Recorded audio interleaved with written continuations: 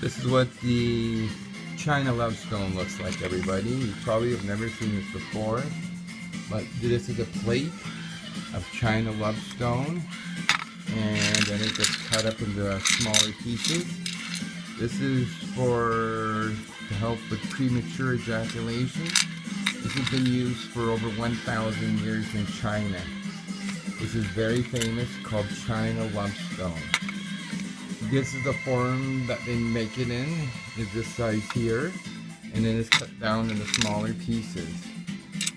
A piece like this, for example, would last you approximately a year. It is highly concentrated. All you have to do is put a little bit of water in the end of your equipment, we'll say. Rub this on a few times, let it sit for a few minutes, wash it off. In the next 15 minutes, you better be prepared. You're going to be good to go for 4 hours, 5 hours, 6 hours. The only thing I have to say is just be cautious. Do not rub too much, as just don't rub too much. That's all I can say.